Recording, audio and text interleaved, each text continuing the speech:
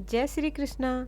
राधे राधे दोस्तों, आज की वीडियो में हम जानेंगे कि बेलपत्र के छोटे पौधे के नीचे दीपक जलाना उचित होता है या नहीं। वीडियो अगर अच्छी लगे तो वीडियो को लाइक और शेयर अवश्य कीजिएगा। मेरे चैनल पर यदि पहली बार आए हैं तो मेरे चैनल को सब्सक्राइब कर बेल बटन को दबाएं ताकि आगे आने वाली वीडियो की नोटिफिकेशन सबसे पहले आपको ही मिले। तो आइए दोस्तों, वीडियो शुरू करते हैं। दोस्तों, बेलपत्र के पेड़ को बहुत ही शुभ और पवित्र माना जाता है। बेलपत्र के पेड़ का घर में होना अत्यंत शुभ परिणाम देता है। जिस घर में बेलपत्र का पेड़ होता है वह घर काशी तीर्थ के समान पवित्र माना जाता है। भगवान शिव का ही स्वरूप है बेलपत्र का पेड़। घर में बेल वृक्ष के होने का अर्थ है घर में महादेव का स्थायी निवास होना। महादेव के साथ साथ देवी लक्ष्मी का भी घर में स्थायी वास हो जाता है, क्योंकि देवी लक्ष्मी के कठोर तप के फलस्वरूप बेल वृक्ष की उत्पत्ति हुई थी। अतः बेल वृक्ष में माँ लक्ष्मी का भी पूर्णतया वास होता है। जिस घर पर महादेव का सुरक्षा कवच हो और माता लक्ष्मी की कृपा बरसती हो, उस घर में रहने वाले लोग बहुत ही भाग्यशाली होते हैं। ऐसे लोगों का समाज में बहुत अधिक मान सम्मान होता है। बेल वृक्ष की महिमा जानने के बाद एक बात तो सिद्ध हो जाती है कि बेल वृक्ष घर में लगाना शुभ होता है।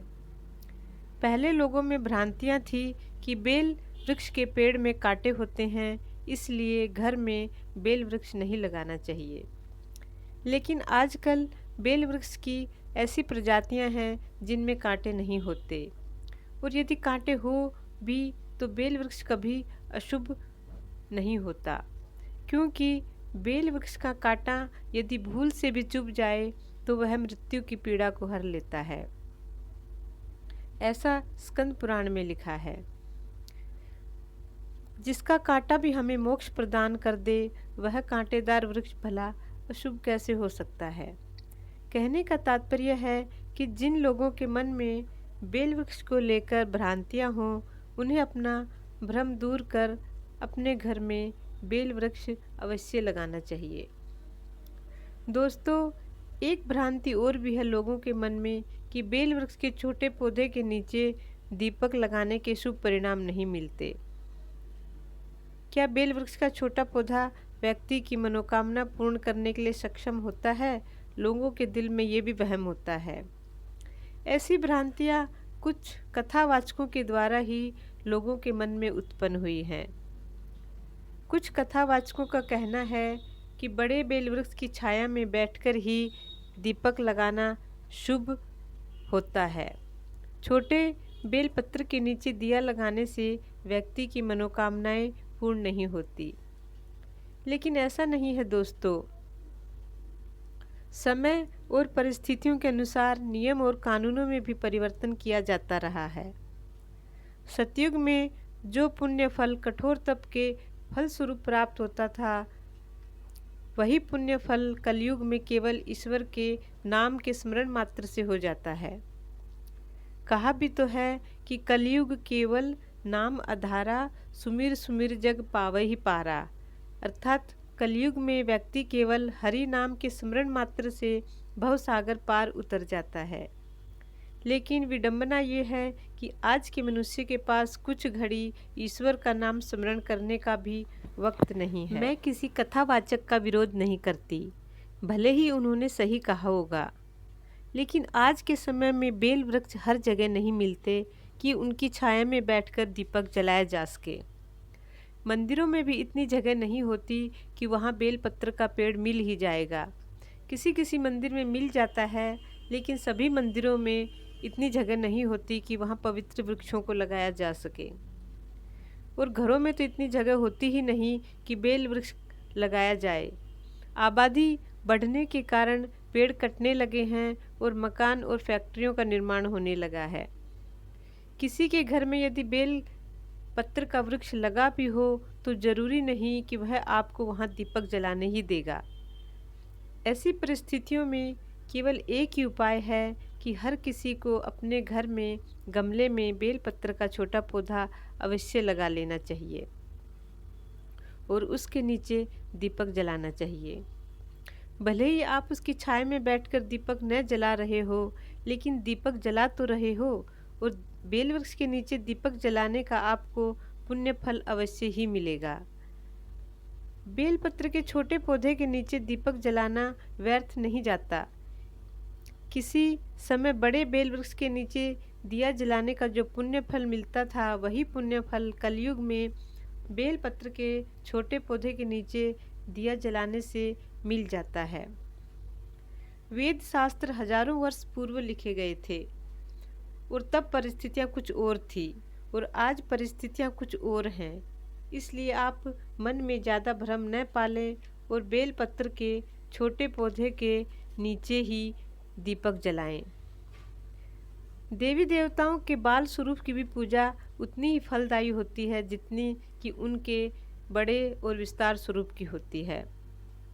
श्री कृष्ण भगवान की पूजा होती है, लेकिन उनके बाल स्वरूप की अर्थात लड्डू गोपाल की भी पूजा बहुत महत्वपूर्ण होती है। बेल वृक्ष भी महादेव का ही स्वरूप है। बेल का पौधा बड़ा हो या छोटा, उससे कोई फर्क नहीं पड़ता। बड़ा बेल वृक्ष आपके आसपास उपलब्ध नहीं है और आप दीपक नहीं जला पा रहे हैं, इससे अच्छा है कि दीपक न जलाने से तो अच्छा है कि आप छोटे पौधे के नीचे ही दीपक जलाएं। श्रद्धा भाव से छोटे बेलपत्र के पौधे के नीचे जलाए गए दीपक को भी महादेव अवश्य स्वीकार करेंगे और आपकी मनोकामना पूर्ण करेंगे। दोस्तों, ये वीडियो मैंने हर उस व्यक्ति को ध्यान में रखकर बनाया है जिनके घर में या घर के आसपास कोई बेल वृक्ष नहीं है। दोस्तों, ईश्वर तो अंतर्यामी हैं, हमारी और आपकी मजबूरी को वे समझते ही होंगे। अतः आप निसंकोच बेलपत्र के छोटे से पौधे के नीचे दीपक जलाएं। अगर आपकी कोई मनोकामना पूर्ण भी नहीं हो पा रही हो तो क्या, कम से कम आपके घर से नकारात्मक ऊर्जा दूर होकर सकारात्मक ऊर्जा का वास तो हो ही जाएगा और उस सकारात्मक ऊर्जा के आपको शुभ परिणाम ही मिलेंगे। दोस्तों, निरंतर यदि कोई कार्य किया जाए तो एक दिन सफलता अवश्य ही मिलती है, इसमें कोई संदेह नहीं। ईश्वर का नाम लेते रहिए, एक दिन तो आवाज़ उनके कानों तक पहुँचेगी ही। और जिस दिन ईश्वर ने आपकी आवाज़ सुन ली, उस दिन आपके वारे न्यारे हो जाएंगे। बेलपत्र के छोटे पौधे के नीचे दिया जलाते रहिए। एक दिन उस छोटे से दीपक का प्रकाश ईश्वर की ज्योति स्वरूप बनकर आपके जीवन को आलोकित करेगा। दोस्तों, जानकारी पसंद आई हो तो वीडियो को लाइक और शेयर अवश्य कीजिएगा और महादेव की कृपा पाने के लिए कमेंट बॉक्स में हर हर महादेव और ओम नमः शिवाय लिखना न भूलिएगा। आज के लिए बस इतना ही। अगले वीडियो में फिर मिलती हूँ एक नई जानकारी के साथ। तब तक के लिए जय श्री कृष्णा, राधे राधे। दोस्तों, आपका दिन शुभ हो। वीडियो अंत तक देखने के लिए धन्यवाद। हर हर महादेव, ओम नमः शिवाय।